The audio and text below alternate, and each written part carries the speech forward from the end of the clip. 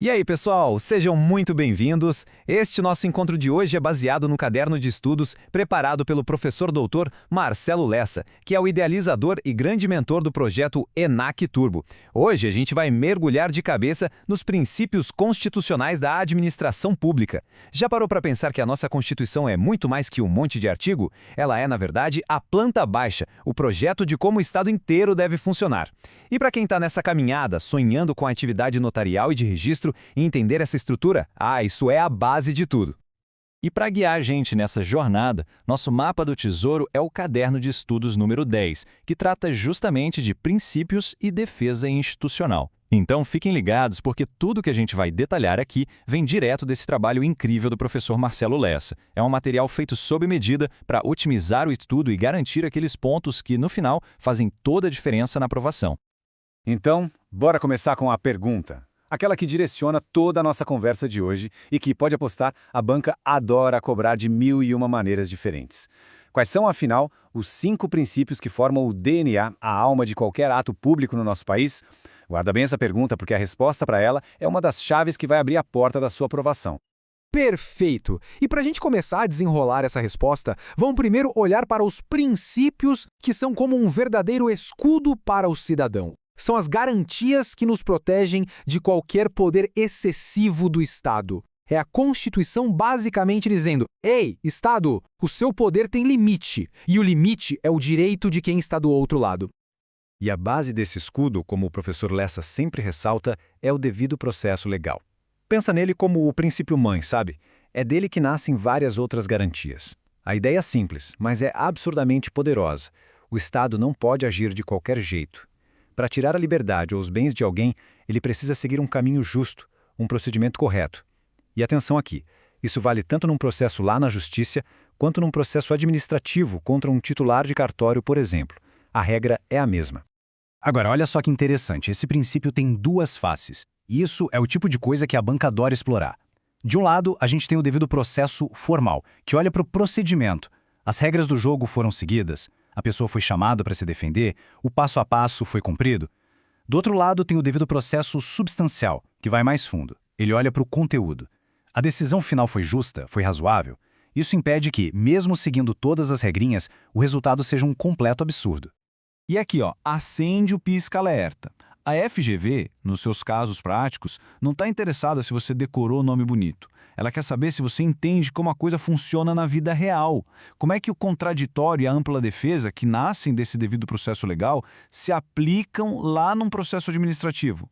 É o direito constitucional na veia, na prática, e é isso que vai cair na prova. E essa súmula aqui, essa é a clássica casca de banana do concurso.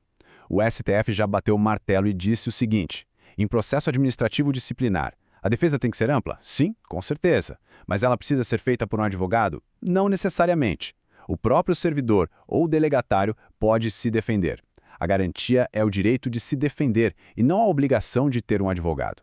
Anota aí com marca-texto. Súmula vinculante número 5. Isso despenca em prova. Muito bem, se no primeiro bloco a gente viu o escudo que protege o cidadão, agora a gente vai virar a moeda. Vamos olhar para os mandamentos que guiam quem está do outro lado, o administrador público. São as regras do jogo para quem age em nome do Estado.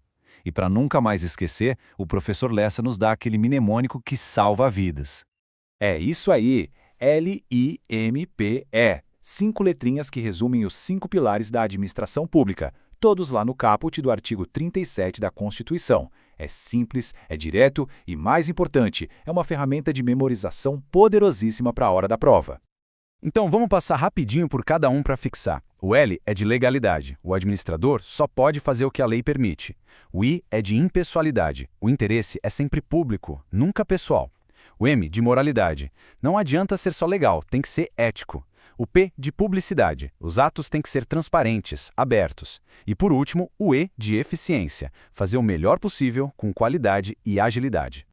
E sobre a legalidade, aqui está o pulo do gato. Para nós particulares, a regra é a liberdade. Tudo que a lei não proíbe, a gente pode fazer. Agora, para o administrador público, a lógica é o contrário. Ele está preso à lei, só pode fazer o que ela manda ou autoriza. E para um futuro tabelião ou registrador, isso é o pão de cada dia. Não dá para inventar uma exigência que não está na lei, nem deixar de cobrar algo que a lei manda. A atuação é totalmente vinculada. Falando de impessoalidade, a gente precisa ir além daquela ideia de tratar todo mundo igual. O ponto que mais cai em prova é a proibição da promoção pessoal, que está lá no parágrafo 1º do artigo 37. Sabe, a publicidade do governo tem que informar, educar, não pode ter o nome do prefeito na placa da obra ou a foto do governador na propaganda do governo. A obra é da cidade, o ato é do Estado, não da pessoa que está no cargo. Beleza, agora a gente vai entrar no nível mais profundo. Vamos fuçar naqueles detalhes, naquelas nuances da jurisprudência que são um verdadeiro prato cheio para as bancas. É aqui que a gente separa quem está bem preparado de quem está excepcionalmente preparado. É nesse detalhe que a aprovação é garantida. Vamos a um desafio rápido. Pensa aí. O Estado levou um prejuízo. A ação para ele cobrar esse dinheiro de volta prescreve, ou seja, morre com o tempo, ou esse direito de cobrança é eterno? A primeira resposta que vem na cabeça de muita gente é que o direito de cobrar é para sempre. Mas, cuidado, a Constituição e o STF têm uma regrinha bem específica sobre isso. E a resposta está aqui, bem clara, direto do STF. A regra geral é que a ação de ressarcimento por um dano comum, um ilícito civil, prescreve sim. O tempo passa e o Estado perde o direito de cobrar. A gigantesca exceção é quando esse prejuízo veio de um ato de improbidade administrativa doloso, ou seja, intencional, com má-fé. Só nesse caso específico é que a ação de ressarcimento não prescreve nunca. A palavra-chave que você tem que gravar é dolosa. Ufa, passamos pela teoria, pela jurisprudência, pelas pegadinhas. Mas e aí, como é que tudo isso vira prática no dia a dia de um cartório? Vamos amarrar todas essas pontas e criar um guia prático, um resumo da ópera para a atuação do futuro delegatário. Aqui está o checklist para colar na parede. Primeiro, legalidade estrita. A atuação é guiada pela lei e pelas normas, sem invenção de moda. Segundo, impessoalidade. O atendimento é igual para todo mundo, sem jeitinho ou privilégio. Terceiro, publicidade. Isso se mostra principalmente na obrigação de fundamentar as decisões, como numa nota devolutiva bem feita, que nada mais é do que o devido processo legal na prática. E claro, eficiência. A meta de todo dia é entregar um serviço público de excelência. E com esse resumo final, a gente reforça que toda essa nossa conversa, toda essa análise detalhada, foi construída com base num material sólido e super direcionado do projeto Enecto Turbo, que tem a autoria e a orientação do professor Dr. Marcelo Lessa. E para a gente encerrar, fica a reflexão.